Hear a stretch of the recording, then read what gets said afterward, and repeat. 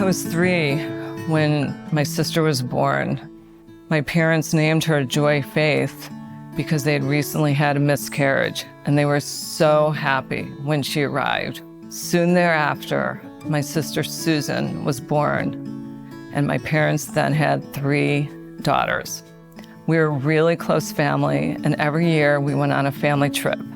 My junior year of college, I went to study in London, and that summer we had a really fun itinerary planned with my friends. We went all over Europe, and then we were going to end up in Israel for a while. Joy, at only 18 years of age, had been diagnosed with lupus and was in the hospital. I flew back to Chicago as soon as I could. Our family was by Joy's side for the next 2 months while she fought this dreadful disease. Joy was in and out of the hospital over the next 20 years. It was really, really tough for her. She had to drop out of college, and she went to work for my father and his paint company. So she started at the bottom, and she worked her way all the way up to vice president of marketing. The nurses would come in and they would want to take her vitals, and she'd be negotiating a contract. They'd want to take blood, and she'd be editing a proposal. She just never let any of these challenges get in her way. At 31, she became one of the youngest New York Stock Exchange directors in the country. And at United Coatings, she won many awards. Joy had a lot of other interests too. She loved the theater, she painted, and she loved movies also. We would spend hours discussing different flicks together. She was also very spiritual, and she loved being Jewish. And I remember one time I was sitting with her, and she asked me how I was doing, what was going on.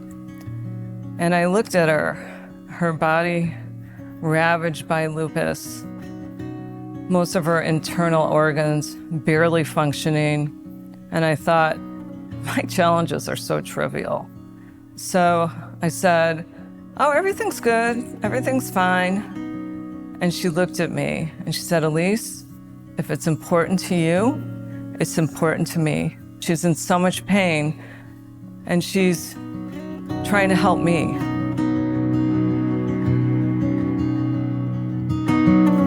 In 2000, we lost my dear sister Joy to lupus nephritis. After she passed, the rabbi told us a story. He said that he had shared with my sister that one of his congregants had come to him and told him that he had gotten a new job, but he had no way to get there. And he was worried that he wouldn't be able to feed his family. My sister immediately went out and bought him a car so he could get to work. She never told any of us about it, and she made that gift anonymously. Joy was the strongest person I ever met. She maintained her compassion for others and her sense of humor, even while she was constantly in pain.